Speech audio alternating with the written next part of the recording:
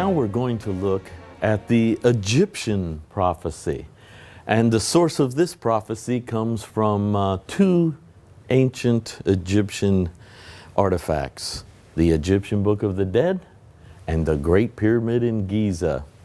The Egyptian Book of the Dead is a collection of papyruses, and you see a sample here of them, talking about spiritual activity and also passages through something called the light.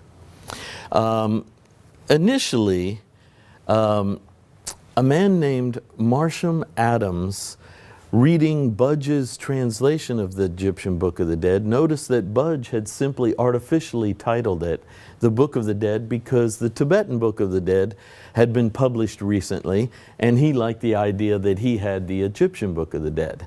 But the truth was that the book was actually titled right in the hieroglyphs, the Book of the Master of the Hidden Places.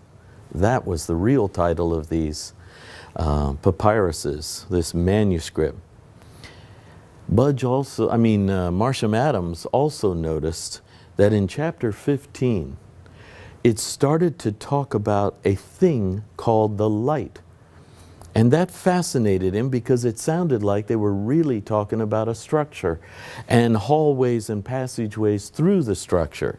So he began to keep that in his mind, and he started to realize that the chapters in the Egyptian Book of the Dead correlate to passageways in the pyramid. He first realized this when he looked at the original entrance to the Great Pyramid, not the one that we all use today to enter the pyramid, but just above it's the original entrance, and there's a glyph here called the Horizon of Heaven.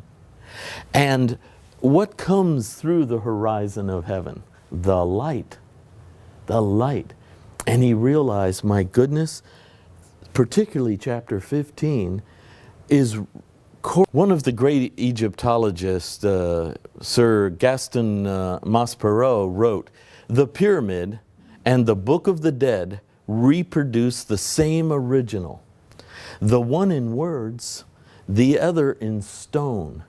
And Edgar Cayce confirmed this. This is true. The layout of the Great Pyramid is a chronogram. Here's one of Edgar Cayce's readings. "There are periods when even the hour, the day, year, place, country, nation, town, and individuals are pointed out." How can you do that? How can we be looking at the 1,000 years into the future and know exactly who's going to do what, when, where? Is it all seen like that so much? Kind of like Jesus saying every hair on your head is counted? Well, they better be recounting quickly because I'm losing some every day. It's an amazing idea that you could carve in stone the whole pathway into this realm and back out, and everyone that's involved. And individuals are pointed out. That's how correct are many of those prophecies.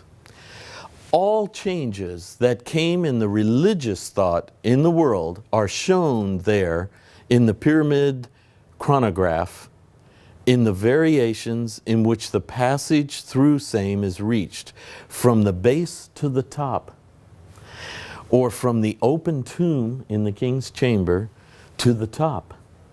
David Davidson and H. Aldersmith read Marsham Adams' material, and in 1910 they went down to Egypt to check out the Great Pyramid and see if they truly could measure the prophecy. In about the 1930s, Edgar Cayce was asked about the work of H. Aldersmith and David Davidson, and he said, "Many of these deductions are correct. Many are far overdrawn. Only an initiate may understand." Here's David Davidson and H. Aldersmith's map of the prophecy chronograph in the Great Pyramid of Giza.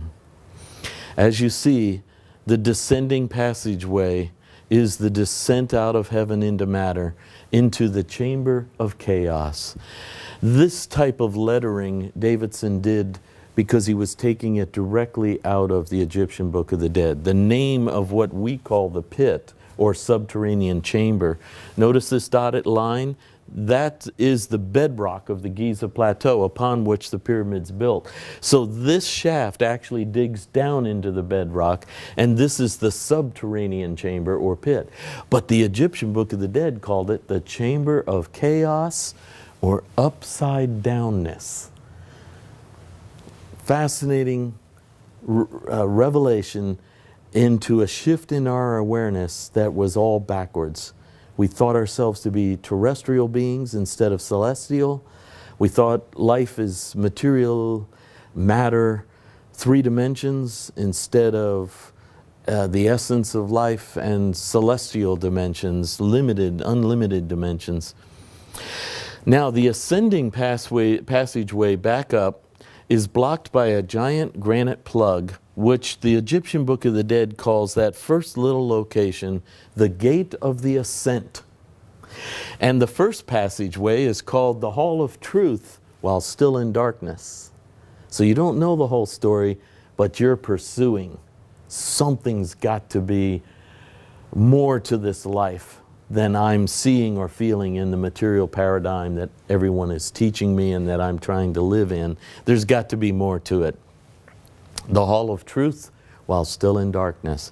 Now, if you've ever been in the Great Pyramid, you can't go up this passageway without squatting into a low position and creeping your way up. It's very low. When Edgar Cayce was asked about that feature, he said every time the initiates were forced to bend down and to struggle through a passageway, it was to develop humility and meekness in them, to subdue self-centeredness, self-exaltation, and move you back into oneness and cooperation.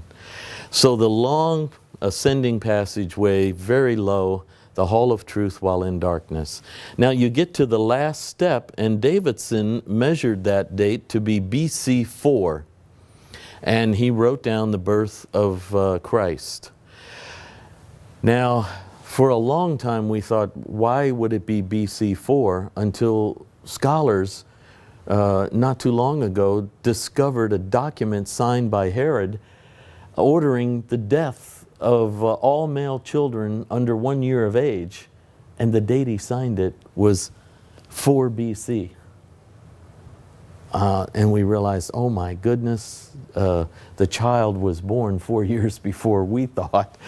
And Herod's men were out there trying to kill all of the male children born in that period of time. Now your head clears the passageway right here, and Davidson said that correlated it to the passage in the Book of the Dead that said, the crossing of the pure waters of life and the passion of the Messiah. There was a Messiah in the ancient Egyptian lore. Isis immaculately conceives the Messiah. Where have we heard that story before? In the ancient Egyptian legends, Isis ascends to heaven and cries out, we cannot leave these souls lost in the earth. Why are we withdrawing? Let's help them. Let's try to help them. And her loving companion Osiris has been killed by his brother Seth or Seti, Satan of ancient Egypt, and he rules, and she wants to subdue his rule and bring back to life the pureness of Osiris. Well, the heavenly boat of the gods comes down and Hermes is on it, and he leans out of the boat of the gods and says, Isis, have you been so long with these people that you've lost touch with your own power and your connection to the celestial forces? She reflects on this, and you see it on the wall where she throws her head back and she becomes instantly pregnant with the Messiah. Horus now is going to be born, and he will eventually overthrow his uncle and subdue the darkness on the earth and bring back life. This is the marker in the Egyptian Book of the Dead. Right there as your head clears. Davidson measured it to 30 1/4 AD, and he dated that as the date of the crucifixion. This was done in about 1910. Notice that the Queen's chamber that we call in the Egyptian Book of the Dead is called the chamber of the second birth. the chamber of the new birth. Wow, where have we heard this before? Remember, Nicodemus sneaks away one night and asks Jesus for the mysteries, and the first one he tells him is, you must be born again. You must be born anew. You've been born physically, but now you must conceive in the womb of your consciousness who you really are, your spiritual self. You must gestate that, nourish it, give life to it, and birth it, and become the spiritual person temporarily sojourning physically, rather than a physical person who loves spiritual things. Notice the big difference there? Profound difference in your consciousness. And now we start up the grand gallery, the hall of truth in light. Now, knowing many of the truths, we are ascending in that beautiful, massive gallery with the 7 lapping stones over the side there for the 7 spiritual centers. And we come up to this top area over here. I have a little blow up. Now here's the grand gallery. We're coming up the hall of truth in light. Here's the great step. And Davidson noticed that in the Egyptian Book of the Dead, time was super condensed. 1 inch equaled 1 year over here. Now it equaled 1 month. Things were happening in 1/12 the speed that they used to happen. Things were happening very fast. He noticed that the first low passageway in which you had to bend down again was the great war to end all wars, World War I. And he thought, wow, this is amazing, the dating of these things. Here is the chamber of the triple veil, conscious mind, subconscious, and superconscious, moving into the universal consciousness. Then the dating of the next low passageway was 1928 to 1938, the beginning of the Great Depression and World War II. And right in the middle of the King's Chamber, World War II ends, 1945. Now, Davidson and Aldersmith thought that when you hit this wall, the world ended. Just like many of us thought the Mayan prophecy ended on December 21st, 2012, and so did the world. No, when Edgar Cayce was asked about this some 20 years later, he said, no, they were supposed to go up the wall. But Davidson and his partner had 1958 as the end right here. But let's go up the wall. Now, here we go. Here's the grand gallery, the great step over here, the triple veil chamber. We're coming through the low passageway into the King's Chamber. There's the open tomb. That sarcophagus never had a lid on it, and it's larger than the entranceway. So the whole chamber was built around that sarcophagus. The concept that the tomb, the sarcophagus is open. There is no death.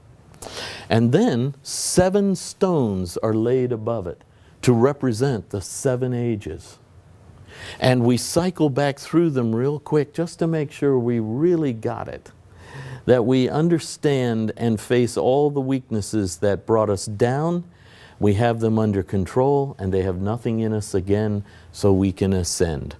Now, Edgar says, go up the wall 1 inch equals 1 month. You move your way up, and you can see how we're moving through. He said every time you come into a stone, it's a hard period. Every time you hit an air pocket there, and it's a buoyant, expansive period. Not necessarily joyful and all, but a little bit expansion and awareness and a breath for a moment or two, and then struggle again with issues. Notice that 2012 is right about in here, coming out of this stone, moving then into the next stone and on up to the top 2, which are limestone. These are granite, and these are limestone. Now, he said from the sarcophagus all the way to the top, and the prophecy ends, it's very hard to measure this exactly, somewhere around 2038. 2039, 2037, somewhere around that, you hit the apex. And when you hit that, Cayce says, the prophecy in the Great Pyramid is over. The old record in Giza is from the journey to the Pyrenees. Now that refers to the sinking of Atlantis. The final destruction of Atlantis, everybody had to migrate to higher land. The Pyrenees Mountains was one of the key places where ancient Atlanteans traveled to. And the Basque people have a language that has no root in any modern language that we use. So it may be a remnant of ancient Atlantis. To the death of the Son of Man as a man. So he sees the journey from the ancient period, and the ancient times in which everything was self-pursuit, and then a period of searching in which you stop thinking of yourself as a physical human being, but a celestial being, not a human, not a material creature of terrestrial life. The death of the Son of Man as a man is a breakthrough, an awareness that you might have something more to you that lives long beyond the physical body. And then to 1998, which Casey saw as the beginning of the influence to the New Age. Giza is the place of the initiates and their gaining by personal application and by the journeys through various activities. A soul becomes conscious, aware of its contact with the universal, cosmic, God, creative forces. Notice he hyphenates this to pull this all together to try to describe something that is often difficult for us to describe. The universal, cosmic, God, creative forces in its experience by feeding upon the food, the fruits, the results of the Spirit, of God, of life, of reality. He lists them: love, hope, kindness, gentleness, brotherly love, patience. Patience, he said, overcomes time and space. Patience is a characteristic of a celestial being, not a terrestrial, space-contained, time-oriented being. It breaks you out of that reality. These make for the awareness in the soul of its relationship to the creative forces that is manifest in self, in the ego, in the I am of each soul, and the I am that I am. God's name that he gave to Moses when Moses asked for his name. That I am, that little I am, is me too, the Creator saying. The great I am put a little bit of itself, it's into us. And that essence, that sense of I am in us is that gift from the Creator.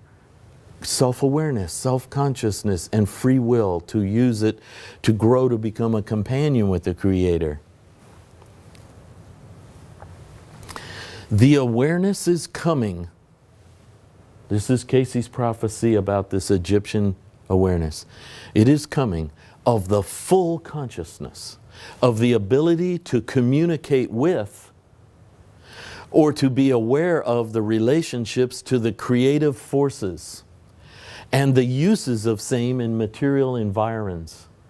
We are growing to that place, as the Mayans called it, the spirit of all living things. An awareness that we can communicate with the life forces, the creative forces, and understand our relationship with them and use them to live in the material environment in a more spiritually oriented, cosmically centered manner with a higher consciousness and a higher vibration. This awareness during the era or age, in the age of Atlantis and Lemuria or Mu, brought what? We had that as we descended from the heavens. That's why when we look around the planet and find ancient megalithic structures that we could hardly build and hardly orient as perfectly to celestial objects as the ancient ones did, we had that awareness when we were building those things, when we were descending out of the heavens. But it brought destruction to man. We did not have control of our desires, our cravings, our free will, our selfishness. Destruction to man and his beginning of the needs of the journey up through that of selfishness. What a long, painful journey that has been. Casey says this age that's coming, we will have the ability to communicate and be aware of our relationship to the creative forces and be able to use them again. We just have to be careful not to misuse them as we did in Lemuria and Atlantis. The Egyptian prophecy began with an involution of spirit and mind into matter, then an evolution up through matter until souls regain the spirit consciousness they once possessed. And again, they show 7 ages. See how these two work together? The Mayan, Aztec, Toltec wisdom and vision of the whole story in and out. The 7 cycle. The Egyptians, the same story. The hardships you have to go through to become aware again of your celestial nature and to contain your urges in order to cooperate with the whole and then have the greater power of the celestial creative forces in you and through you to live and survive in this world. But the soul must become aware of that again. And the human, egocentric, earthy self must die a little bit to make room for the true self, to birth the true self, have that second birth. Then the true self, there's nothing innately wrong with the earth or with matter. It's more the orientation of what is dominant. The true self then can temporarily sojourn in a physical environment using creative forces. There's no problem with that. This is the prophecy of both the ancient Mayans, the ancient Egyptians, and it's very similar. The timing is a little different. 2012, 2038, but it's very close. There's a lot of transition going on, so they could overlap a little bit.